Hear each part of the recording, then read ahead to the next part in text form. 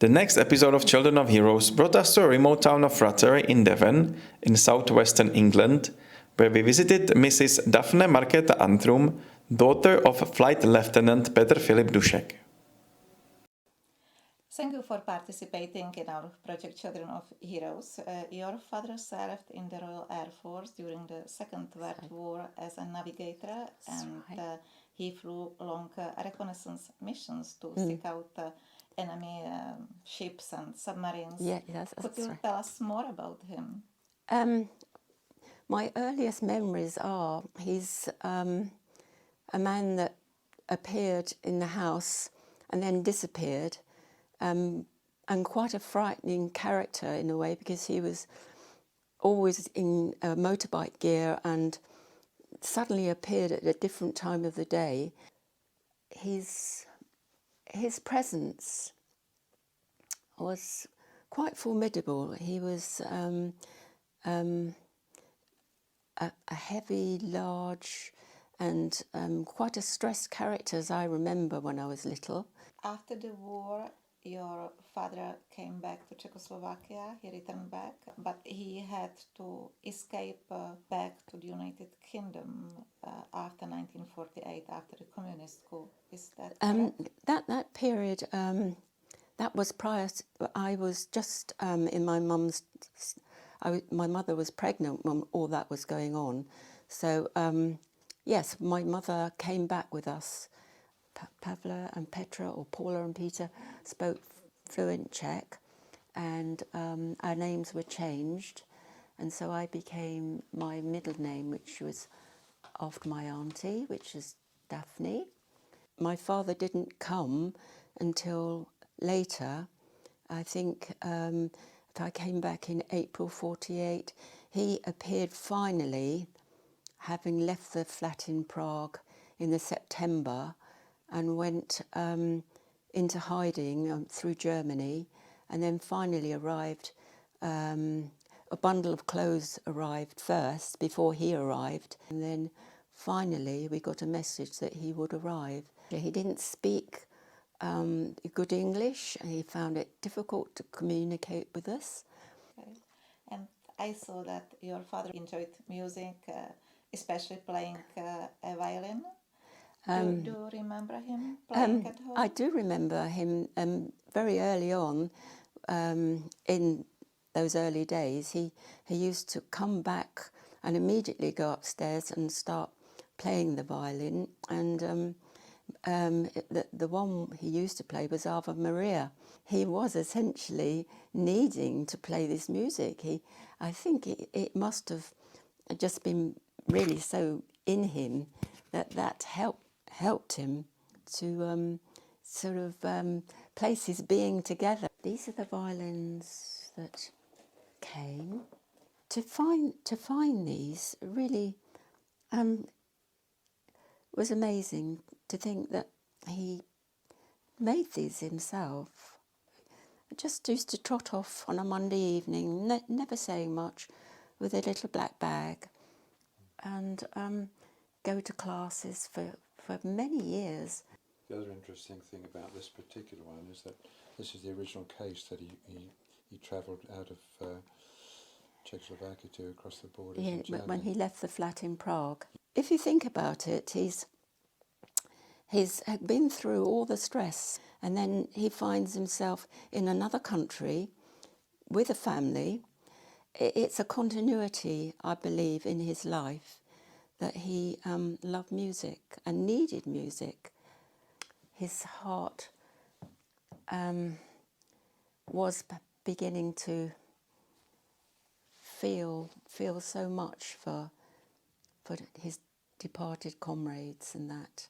He spent a long time often just sitting and kind of his leg going like this and his hands would be like this up to his thing. And he began to talk then about the war and lots of things came out. But kind of like contemplating and meditative and mulling and chewing things over and digesting things. This is a little box of memories of him. He's often at the Czech Club and went to the services, which spiritually he liked to hear the language being read in the church service. It took him back to his home country. My mother, this is when she was young. This is just at the beginning of the 50s. His little book with his prayer, all his colleagues, he kept names of them and read prayer out for them. Your husband wrote a biography about your father. Yes, it was fascinating for Adrian to suddenly see the character, the enlargement of his own person as a person. The early letters from my father to my mother when they first met, and he knew that what he wanted when he saw my mother. You know, they went to a dance and on the way home he said, "Can I kiss you?" And my mother said, "No, you have to speak to my father. You have to go through the proper channels. I only just meet you now." And so he was very persistent, and in the end they got together because my mum really loved my dad. And the letters when he expresses wanting to see his new baby and things like that. And the maternal instincts were really wonderful. He essentially was a family man that was so sincere to make everything good for our mother.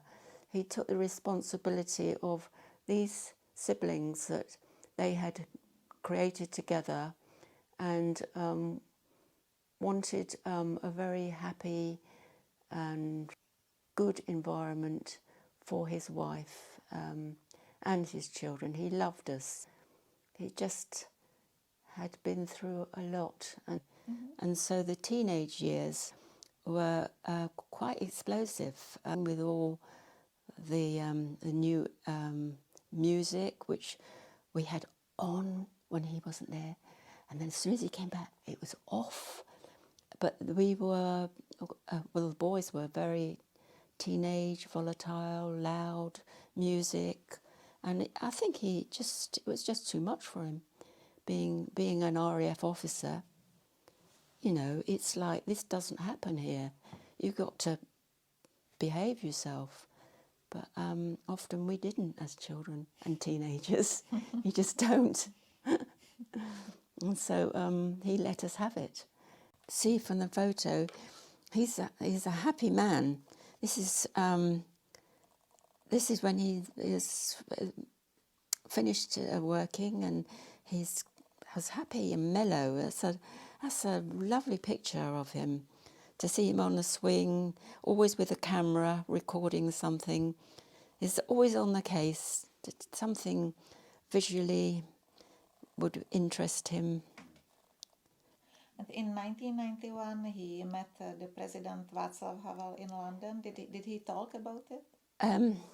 At that time, he'd had the cancer, and that really, for him to go up there, and it was a miracle. But he was so determined that he should do this before. I think he sensed that life was not going to be very long, and that it was more than his life was worth, was to finally go home and shake his hand. And so when he came back from the tube. He walked up there. He was very pale and very white. My mother said, but it's what he wanted and needed to do to pass over.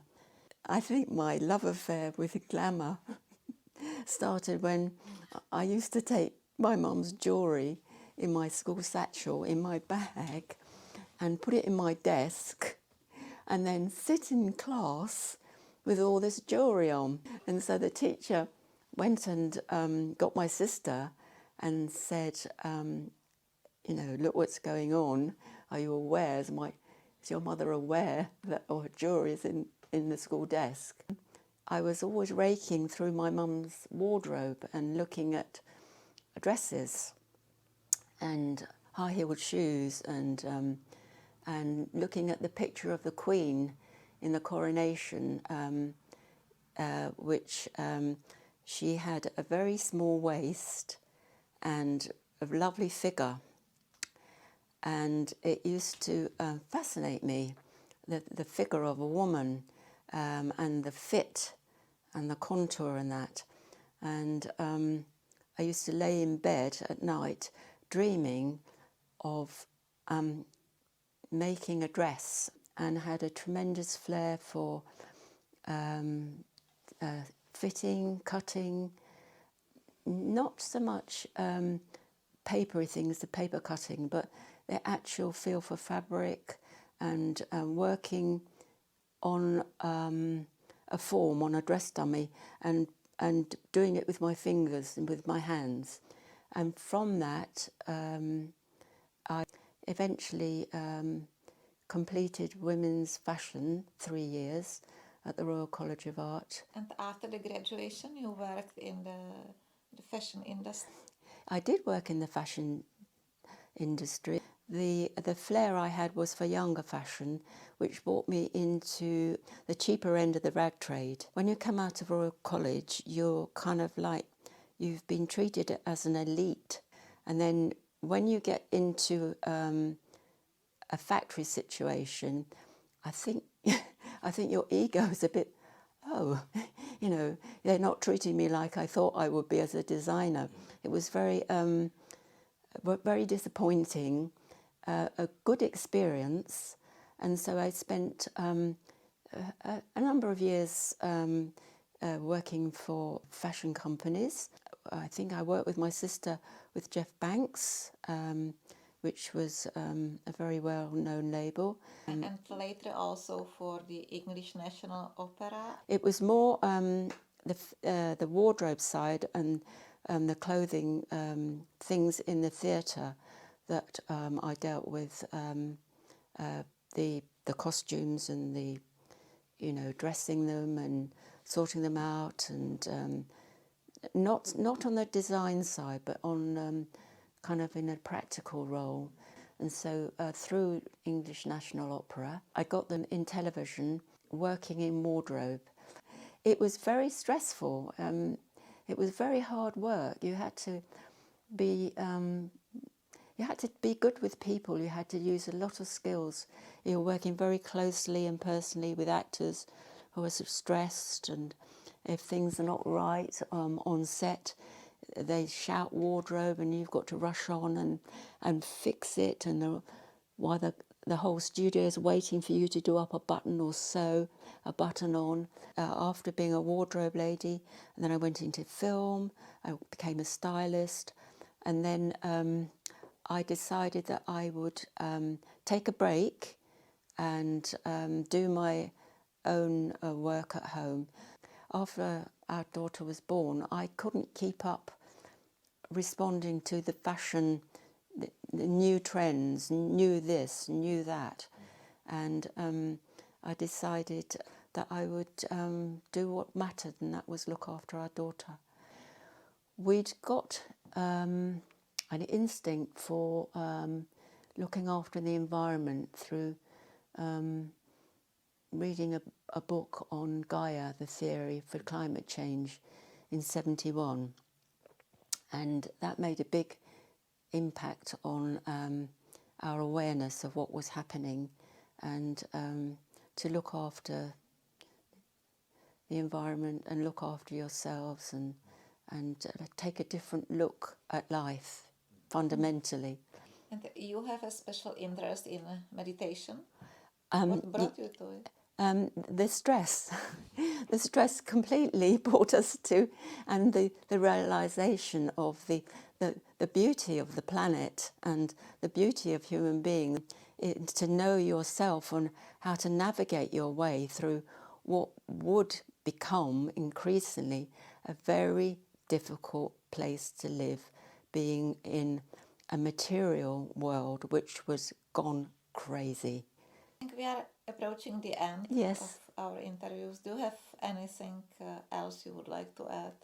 I just say that I am so happy to have come back to the fields and to the green. It's like I feel as I've gone full circle from that little tiny tot there, just starting out on that long journey, and then we end up attracting a very peaceful way of life, and I wish that for all human beings, that they begin to understand and appreciate the beauty that's just here right underneath, in your heart.